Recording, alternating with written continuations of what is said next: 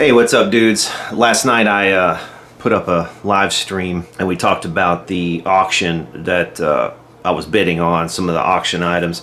If you have not seen that clip, I will include that whole clip here, and then we're going to check out what actually was in the items that I won. Previously on the Getologist. Got a lot of people in the house. Steve M.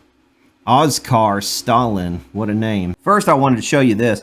This is a local auction. There is an auction house here in Louisville. They have a lot of auctions, estate auctions, and I watch them quite a lot. I've gotten most of the stuff that I've bought as far as furniture for this house has come from this auction. But they had this auction the other day, and as soon as it popped up, my jaw dropped, and I was like, oh shit. Because you don't get a lot of guitars at estate auctions, but when you do, sometimes you get quite a few.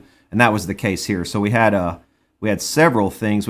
This is a 90s Telly, which was in really good shape. It even had the original case and everything. But everything is going so high, even on these estate sales, man. I put in some bids on some of this stuff as just kind of a punt, but didn't win anything because they just went too high, I thought. I mean, $1,000 for a 90s Telecaster is not bad with the original case. That's actually a decent price. It's okay for now. There wasn't a time, though, long ago, maybe 5 years ago, you could pick up a 90s Telecaster like this for $750 in my area all day long. You know, that's an American Standard Telecaster, really good shape. But it went for $1,000. And then there's this Washburn, really nice looking Washburn. But, you know, I mean, the thing about Washburns is this one's probably Korean made, I would guess. Went for $666. Somebody was listening to Iron Maiden when they bid on that one. Or reading Revelations, one of the two. Then this is what kind of just blew my mind, okay? So here's a Fender Twin. This is a 67, 68 drip edge Fender Twin reverb. No, it wasn't Mexican. No, it was an American Standard. So, I mean, it's a decent price on the American Standard for $1,000, but I guess I'm spoiled because, you know, like I said, not all that long ago, a few years back, you could get those for, God, I mean, $700, $750, kind of in that range, all day long. And I guess I got spoiled by that. But this is the one that really caught my eye at first. So this is a 67, 68 drip edge. You can tell by the little aluminum trim around the edge of the grill here that it's 67, 68. This one was in great shape. Even had the cover. You could tell it had been really well kept. Everything this guy owned was pretty well kept. But this thing went for $1,600, and which, you know, you would think that that's not that bad of a price for an original Fender Twin reverb. If you go on reverb.com, though, and you look at what some of these are bringing, they're not bringing anywhere near that. And the reason is, most of you guys will have already pinpointed the reason. It should be pretty clear.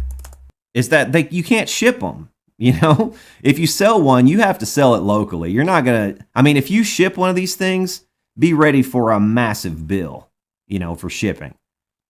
But here, I mean, you can get, and these are fairly similar right up through the 70s. I mean, there aren't any, they're different, but they're not vastly different to the point where you can't get in there. If you can do some work yourself, you're usually better off getting in there and, you know, making it what you want it to be. Well, I don't know. Maybe I'm wrong. But it just seems to me that was a really high price for one of those. This one's not in good shape for $1,100. Here's one for $1,200. That's, you know, again, local pickup only, though. Here's one that's not in as good a shape either. But does that have does that have JBLs? Does that have JBLs? Yep, that's JBLs in that one for $1,500. But again, local pickup. Nobody's going to ship one of these. And I think that's probably what they were thinking. It's like, this is the last time I'm going to find one probably this clean locally that's not in a music store. But, you know, it brought top dollar. So, I mean, good for them. I'm not complaining that it brought top dollar. It's just I expected it to bring maybe a little less, be a little bit more affordable. But this one is really in good shape. I did win a few things. I'll show you what I won. This dude had quite a lot of stuff. I'll show you the items that I was watching and kind of bidding on here. So they had this Technics weighted keyboard. I was thinking about getting that if it went really cheap, but it went for like $500. This is more than I wanted to spend. Top dollar for a Shure SM57 used, $70. I mean, that's about what they typically bring anywhere else. It isn't, again, it's clean and in good shape, but still. Here was an interesting one. This is a vintage Fender Showman from the early '80s. So this is like Rivera era Showman, and this is not a tube amp though. This is solid state, but supposedly, and I've never had one of these amps or even heard one of these, but supposedly, from some of the stuff I read on this model, these are pretty good sounding amps, and you can get pretty good overdrive out of them. Obviously, they were going for like the Mesa Boogie thing here with the EQ, and this one's kind of weird in that the only input that it has is in the center of the control panel. The input is right here. It only has one, so it doesn't have the typical Fender 2 input thing. But an interesting model. We've got like a mid boost. You can pull for mid boost here. We've got a bright. And again, it's a 2-channel, and the second channel has a gain control on a master. And supposedly you're able to rock this amp up. Like I said, I've never had one before, but just an interesting model. That one went for $420, so somebody was toking some ganja when they bid on this one. I don't know what they were smoking when they bid on this thing. This is a Lafayette microphone, and it is in good shape, and it's interesting looking. And I thought, I mean, for the longest time on this auction, I was bidding on it, and I thought, man, if it goes for like $50 or $60, I'll buy that thing because it's cool enough for me. I'll add it to my mic collection, and plus it has the box. It's kind of cool. It's got the cord, and why not? For $50 or $60. But this thing went for $370. You can get one just like it. I checked Reverb. You could get one just like it for, somebody was selling one for like $160 or something like that. Might be a good harp mic. I don't know. It's this one actually is a dynamic mic, and it has dual impedance, so it's switchable on the impedance. So yeah, I mean, interesting. But for $370 fucking dollars, I mean, somebody was smoking some serious crack or something, or they had just won at roulette and they wanted to put their money on something. I don't know. But this guy had a lot of cool stuff. I mean, here's a Boss wireless system sold for $60. It did not have the charger for these. This is a funny one though. Here's a Shure 55SH Series 2. So this is one of the reissues with the switch. And it has the box and the paperwork, but this thing went for as much as they're selling for new. I don't know what they were thinking on that either. It's like, why would you buy a used mic and pay new price? I don't get it. I think a lot of these auctions, I think people just kind of take stabs at things and they really don't know what they're bidding on. It's just really silly. But that right there, I mean, that's new price for one of these mics. And actually, that's more than new price because you're going to pay 10% as a buyer's premium on top of that, and then you're going to pay tax on top of that. So I don't get it. Here's a Yamaha professional workstation thing from like year 2000 or something. 2002, I think they came out with this model. Had a couple of nice Taylors. Here's a 410. This thing had a really nice, pretty back on it. I didn't bid on this at all because I figured, it's probably going to bring the money that it's worth, and I just don't need another acoustic. And I'm not a huge fan of Taylors. They're okay, but they've never really been my bag. But I want to show you the back on this. The back is really pretty on it. The back and sides, it almost has like a Koa kind of a look, but I think it ended up. But see, I don't like the way that they put this neck together. That joint on that neck right there. Maybe that's, I don't know. I don't know if I dig that kind of joinery on a guitar neck. I would almost rather even see a scarf joint than that. You see what I mean? What do you call this kind of joint? Does anyone know? What is this kind of joint called in joinery? Anytime I've ever had any piece of furniture, that's usually the failure point when something's joined like that. Finger joint, yeah, it's kind of like finger joint. I guess you could call it that. But at any rate, you see what I mean. But the back on it was really pretty. If you look closely, well, that's bad lighting on that picture. But it's got a lot of like bear clawing and stuff in it when you would look at it. but that's a 410, went for 925 bucks. I bid on this for a long time because sometimes you can get bundles like this and piecemeal. Like these microphones are not really all that great. This is like a realistic. It's a little condenser mic. I did bid on this bundle and was winning it for a long time, but ended up losing it because it just went too high. Okay, these are like Radio Shack labeled microphones. This one and this one on the stands, they're both labeled Radio Shack, but I'm almost 100% certain that this is an Electro Voice microphone. It's made by Electro Voice. And then this other one over here, I think, I'm almost positive, was made by Shure and badged Radio Shack, because Shure did make some microphones that were badged Radio Shack, and this is a spitting image of an Electro Voice microphone. And if you were to have to go out and buy all this stuff piecemeal, you know, like the mic clips and the two little desk stands and just all that kind of stuff, and here's a little mixer you could probably use in a, you know, I don't know, in some kind of studio situation, little 9-volt adapter, and then you've got a direct box. You know, I mean, by the time you add all this stuff up, if you were to have to go and buy all that stuff piecemeal, you know, it's probably worth what they paid, 130 bucks, but it went high, too high to be a deal at that point, as far as I was concerned, so I let that one go. But those are the kinds of deals you want to look out for. Something that a lot of people don't realize. Okay, that's a it's labeled Radio Shack, but that's actually, you know, Electro Voice or a Shure microphone. You can get some deals like that if you keep your eyes open. Then they had this really cool lap steel. This is a Roy Smeck Harmony with it's got the whole shebang. It's got the feet, kind of like the David Gilmour setup, you know, that he uses a lot on stage on some songs. He's got something very similar with the feet, but it's got the whole thing and all the slides and everything. Really, I thought, you know, $287 for that whole, because it's in really clean shape. It's got the DeArmond pickup in it. You see right there that gold foil DeArmond.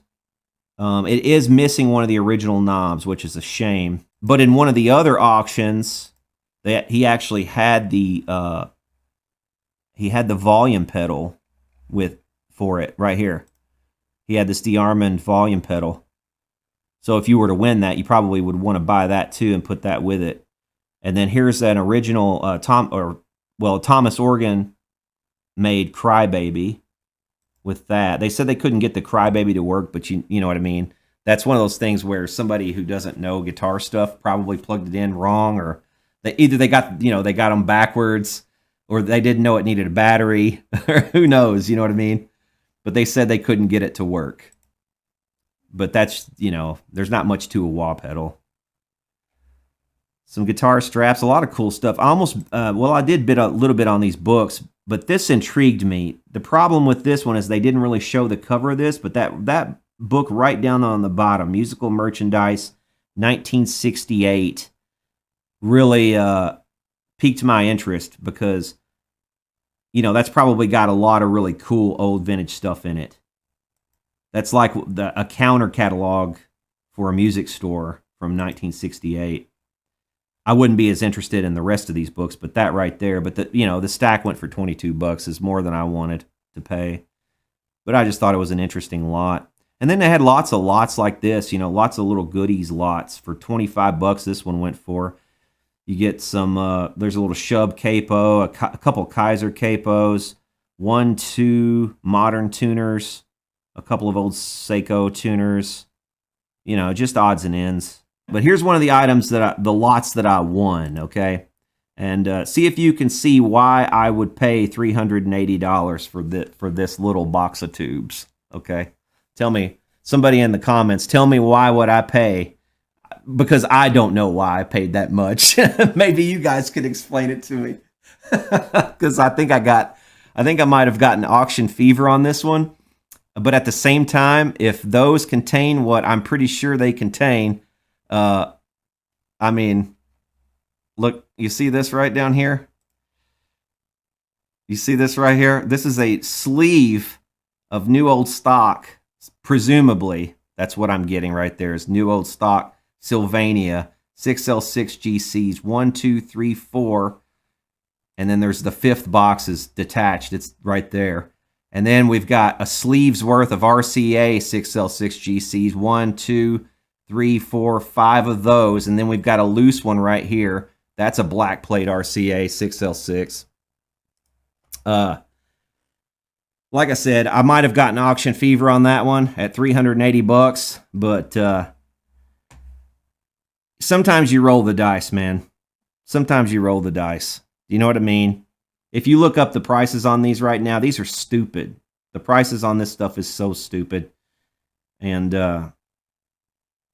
you know, sometimes you get lucky. And I'm just crossing my fingers. Maybe I will get lucky.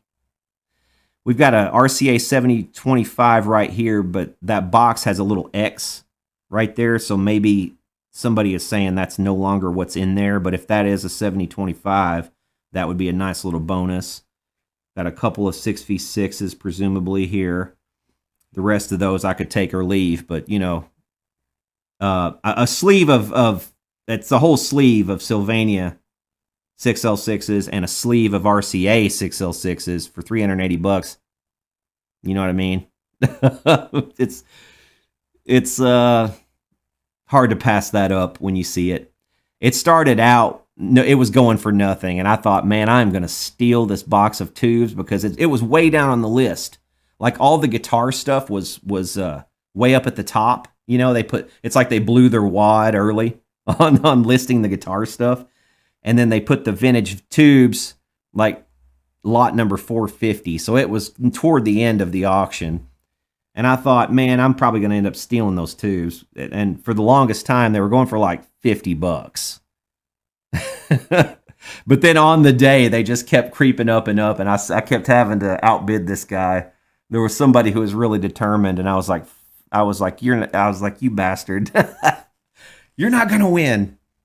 So, yeah, I think I got auction fever a bit with that one. But this guy had some really cool stuff. I almost bought this as well. This I thought was a pretty good little deal. So it's got the little compressor and the spray gun for doing finishing work. And this would be a nice one if you're, just has a little hobbyist kit. Probably would be good for finishing like, refinishing a guitar or touching up a guitar.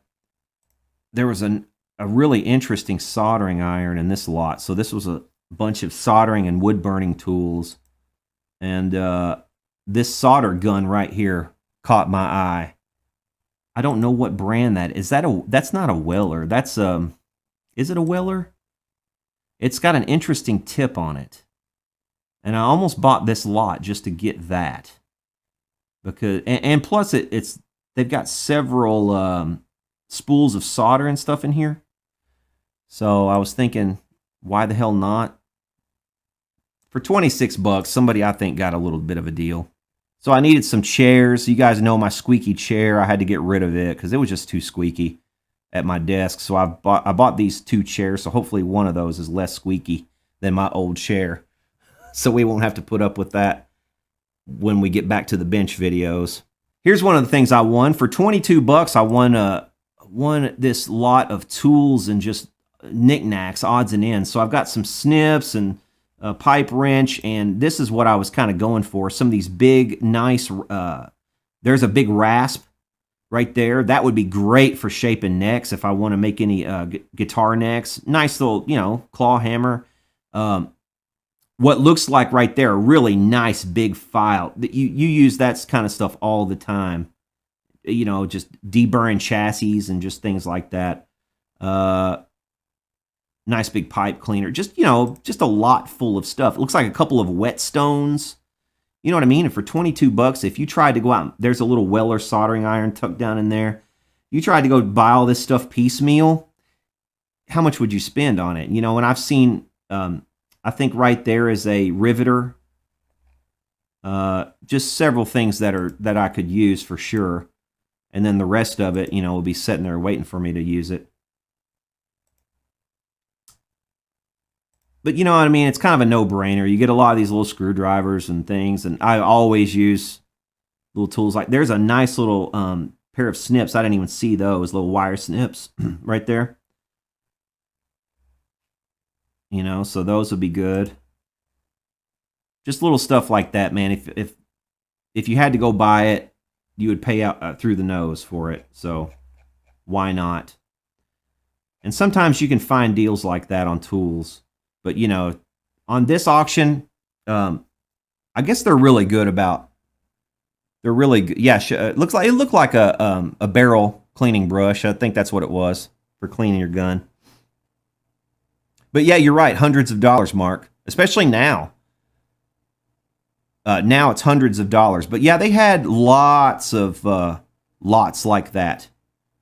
You know, and here's another one where you can really get some deals. For $22, somebody got this lot, which was just a ton of like wood cleaning products. And I noticed that within this lot, like right there, there's a can of contact cleaner. There's a couple of bottles of Tite Bond.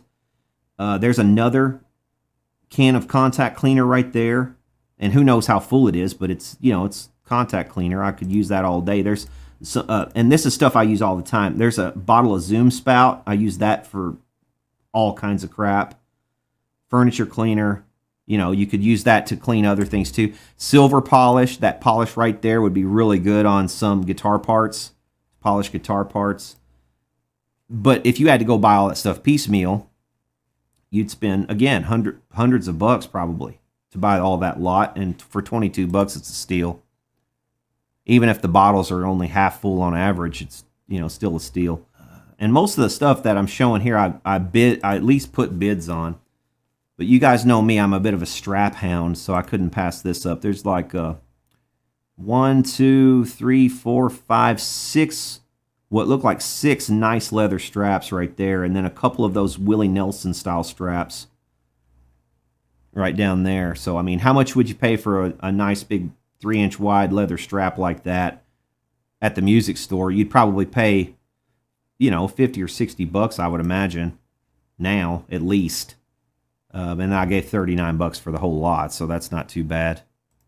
Yeah, they do look good. I thought they're nice looking straps, and if nothing else, I thought I'll get them and maybe I'll use them for a while and then turn around and sell them at some point in the future. They're probably not going to get any less expensive, Here was a nice little Audix microphone. I thought about getting this for miking my snare drum when I go to mic up drums. That's supposed to be a pretty decent little snare drum microphone. Went for $60.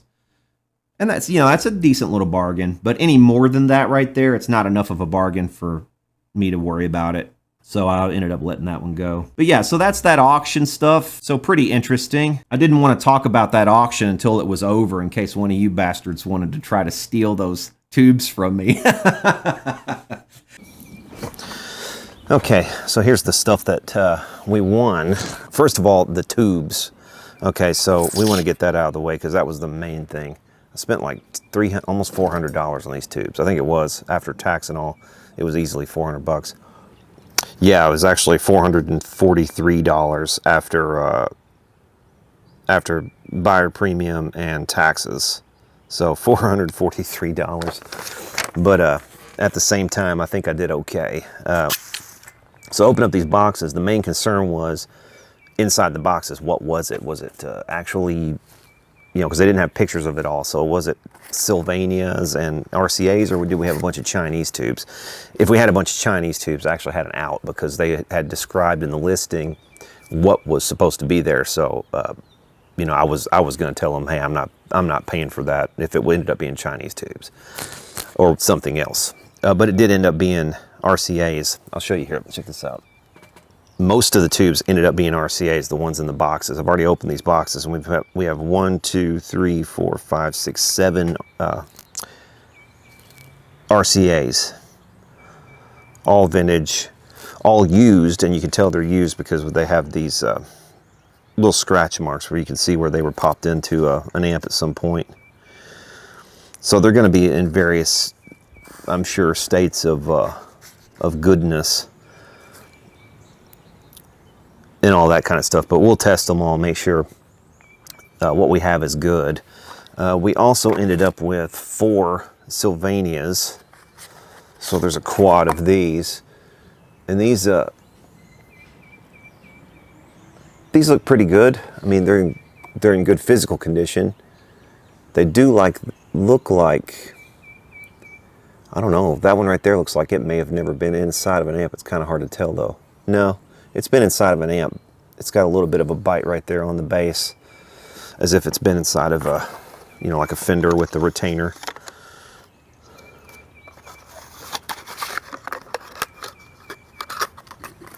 So there's 4 of those. And then the little 7025 labeled box. So open up that, and that actually is an RCA 7025. And a lot of times on tubes, you guys probably know if you've watched the channel any amount of time, you can tell when one has been really used because the base will start to kind of go foggy and white. This one has none of that. So I think this actually is very well, could be a new old stock 7025. So that right there, very nice. Now the rest of the tubes, we had a couple of these 6BM8 ECL82s. These were used in I think the Hammond AO44 amplifiers, and a few old, like I think Univox amplifiers used these. What they are is they are a pentode triode in one envelope, and I have a pair of those, and those are getting very, very expensive too. You can look those up, and I'll put something up here so you can see what I'm talking about, but they're getting very expensive and hard to find. So I've got a pair of those, and if they're good, that's very nice to have. Extra set of those. And then we had like a 6AU6 and a 6AV6 and a 6GM6. So these are kind of like radio tubes, but those, the AV and the 6AU, those are sometimes used in guitar amps too. Some examples might be the tremolo circuits in some Silvertone amps. We'll use those tubes. And they also, you'll find them in Hammonds, organs, and all that kind of stuff. Now these tongue soles, the boxes weren't in great shape on these. You can see the end of this was kind of popping up in the listing, and this one didn't look very promising. So I thought, yeah, that's probably just a junk pair of tubes. But it turns out what we have here is an actual pair of new old stock tongue soles that have never been installed, I don't think, in an amplifier. From what I can see on these, the bass pins, they look pretty fresh and virgin to me, like they're not, this has never been installed in anything, I'm pretty sure.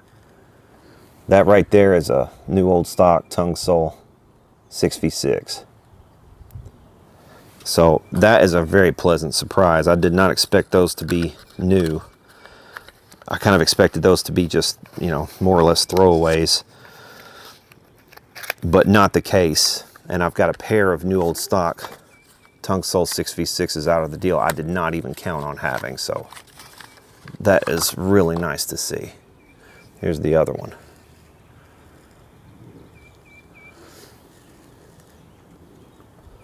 And like I said, just looking at the pins on this, I don't see any grip or bite on any of these, and there's no signs of wear or use on this tube at all. So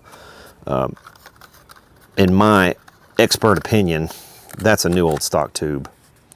I mean, I would want to measure it to be sure it's good, of course, but very pleasantly surprised with those. Now, the things I wasn't really pleasantly surprised with were the straps. The straps were not as good as I thought. They're not, first of all, they're not 3 inches wide as they look like in the listing. This one is also kind of a pleather. Just not a very good strap overall. It's okay. It's okay. I mean, it'll do the job. And it does have some amount of leather in the construction, but the outermost thing is like a pleather. And it's, you know, it's probably a very comfortable strap, but it's just not a very nice one.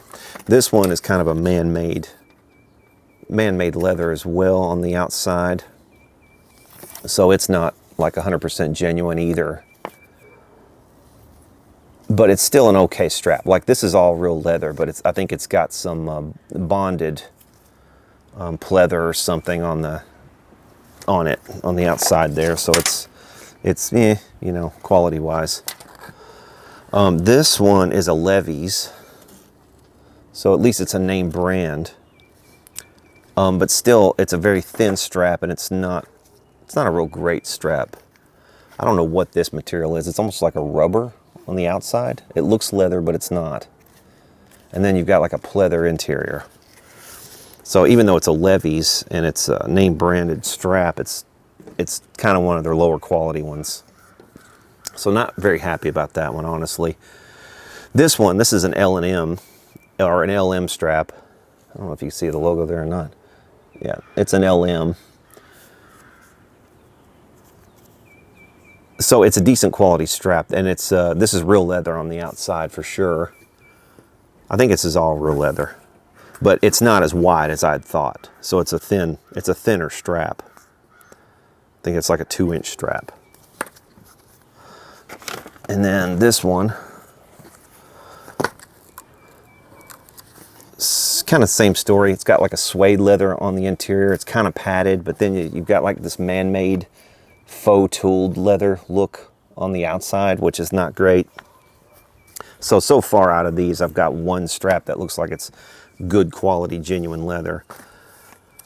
This one, I don't know what that P stands for, but I mean, it's some kind of name brand. And it does at least look like it's real leather. It's got like a suede leather, and then there's a bonded top, and I'm not sure exactly what that is. It's hard for me to really tell on some of this stuff, but I think you're supposed to be able to scratch them and see what it does, and I think that's man-made material. So another kind of somewhat disappointing result there. So yeah, you win some, you lose some. Okay, the tools. I'm gonna pick these tools up one at a time out of this box. Here, I'll show you the box. Now this should be fun to go through, actually.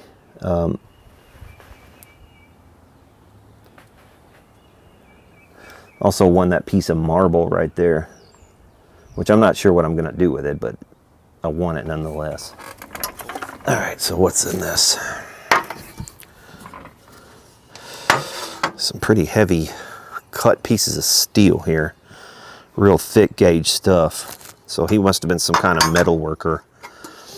But we got it like that's a top tray to a toolbox. Got a handle to something. There's a big, like, I don't know, maybe shotgun barrel cleaner. Some kind of pipe cleaner. Yeah, probably shotgun barrel.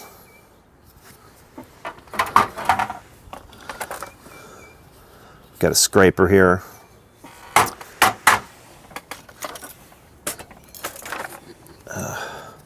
Couple wire brushes. Here's one of the things that caught my eye on the listing at first. Simon's USA. Yeah, that's a nice big file right there. It's good to have those around. Then I've got this rasp. This is a Stanley. Real nice rasp. So this would be good for, like I said, I think this would be really nice for shaping necks because of its size. We did have a couple of soldering irons in this lot. There's a Weller. Tip on it, I guess he's seen better days, but it's not too bad. But if it works, it's an extra little Weller. There's a Chicago Electric. That's just a cheap one, but it has a replaceable tip and stuff on it.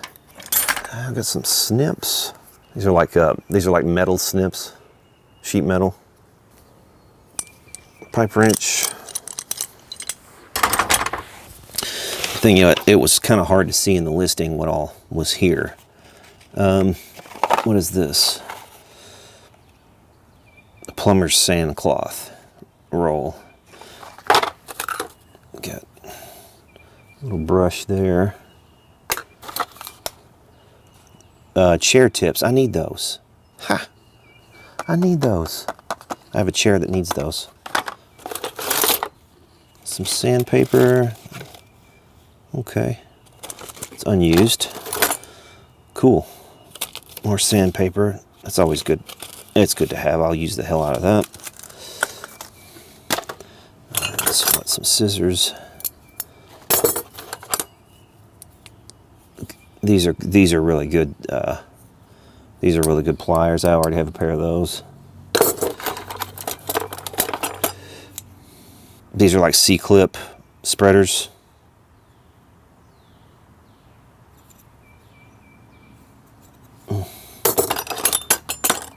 Big old pair of scissors right there. That's like some stab your enemy in the back kind of scissors. There's a good set of, well, those are Taiwanese, but these are better than the Chinese ones that you get now at like Harbor Freight. I've got some of those and they're okay. They do the job, but they're really not very smooth on the adjustments, and they tend to break on the adjustments. But these right here look pretty good, these vice grips. And got a little flashlight.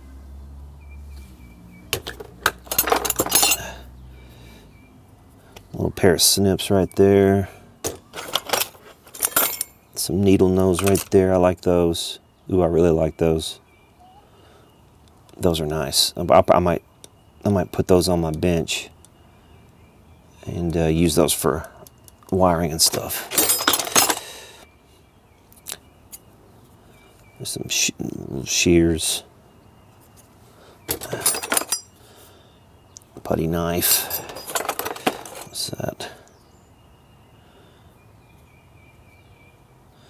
What is that? Does anybody know what the hell that is?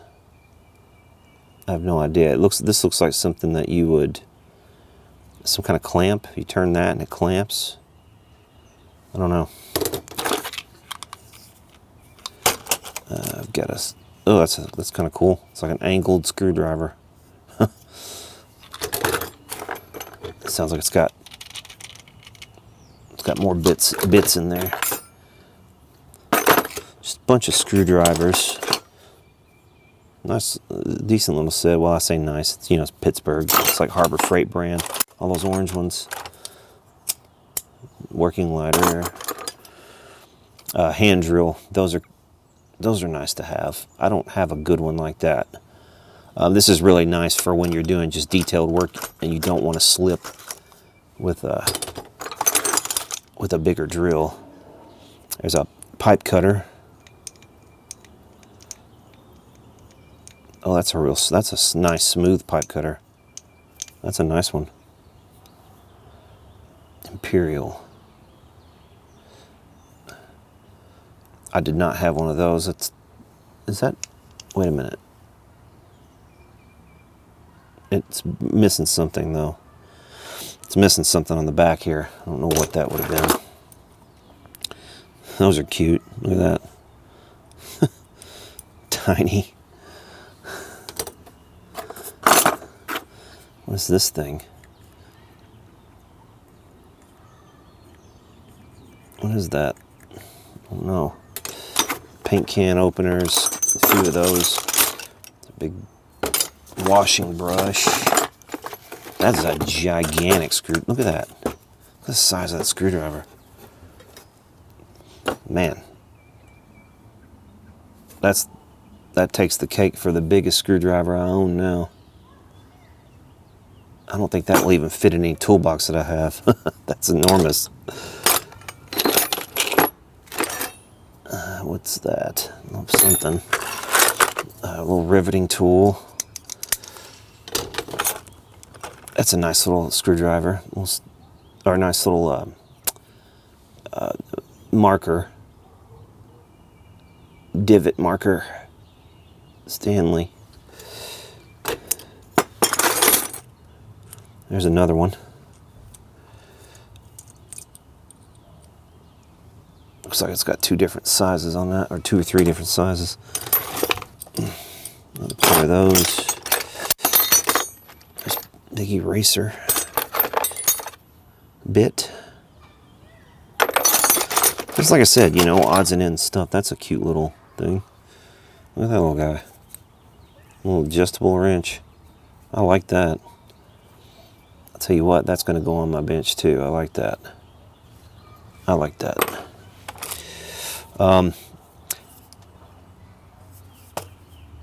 Good little plastic hammer right there. This would be good for doing frets. Be a good little fret hammer. If it wasn't so beat up, I might grind down the ends of this. Actually, make it a bit smaller, make it a little bit more suitable for a fret hammer.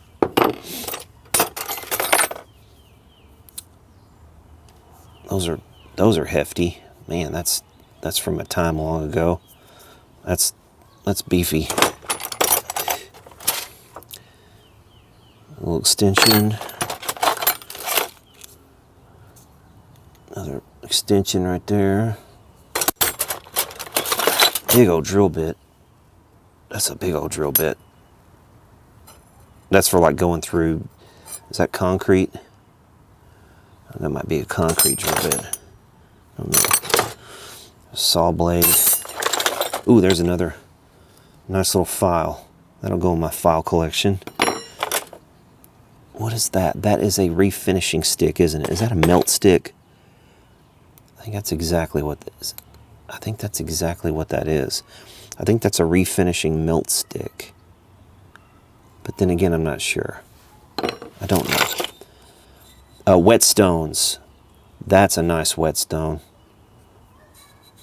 It's a fine grit. That's a real nice whetstone. Oh, I'm happy about that. This has got, look, this whetstone has two different sides for two different grits. Here's one on this side, was made in Japan. That's a double-sided whetstone. That's nice. This one is also double-sided. Look at that. There's your heavy grit. Slightly less heavy. So you've got 1, 2, 3, 4, 5 different grits, whetstones right there, which is nice. I forget what kind of knife this is called. This is shit. What is that? What kind of knife is that? I don't know. Little ice pick. Look at that. Hey, Coca-Cola. The Coke collectors would probably go crazy on that one. Sweet. That's cool. It's a little collectible piece. Brushes, I always use those. Go through those for sure. And if I don't, the kids will. That goes with the flashlight. Wherever that went. There's a nice big carpenter pencil. Belt knife. These little mini screwdrivers. There's another one of those big bad boys. That thing is, look at that. This is a Klein, M. Klein and Sons, Chicago, Illinois.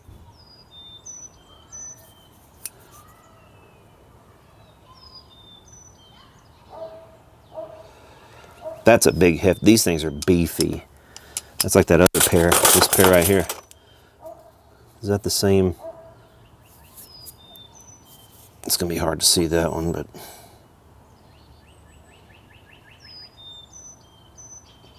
I don't know. Can you read that? It's kind of hard for me to even tell if it's showing up. There's a nice Stanley claw hammer. There's some more. Was that in addition to the other pair that I had? Or was that the same pair? I think that's the same pair. And then those wire strippers. Those are wire strippers. Okay, I saw that in the listing and I thought they were little snips, but they're also wire strippers. That's a nice little pair right there. That'll go on one of my benches, I'm sure. I have 2 different benches to work at in my lab. Somebody really went to town on that one. Looks like they were practicing with their whetstone.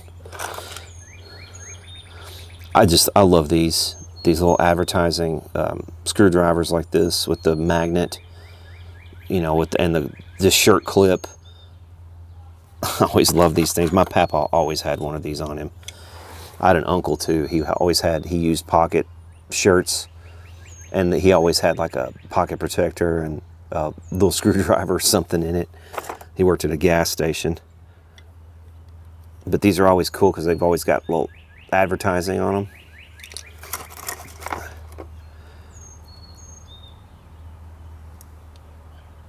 So I got a nice little collection of those there. Sweet. Like that. There's another little punch.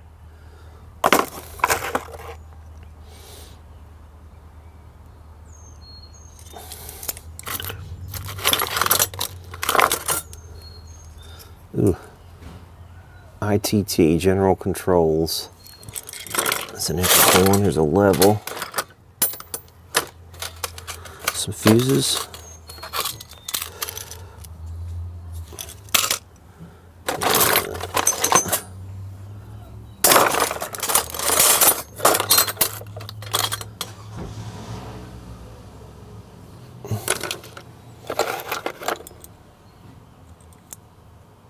That's a Craftsman. A little screwdriver. Pin control. See, he had a lot of these little things. Yeah, these are handy little screwdrivers. I like them. They're nice to have around. Those big things are there's blades. I always use blades. I can probably use that right now.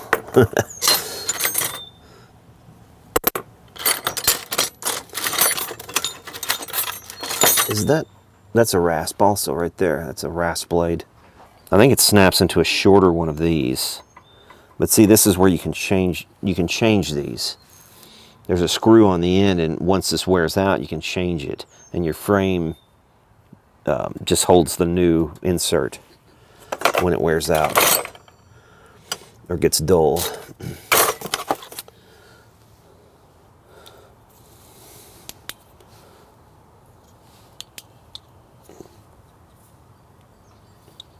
It's a cool little light.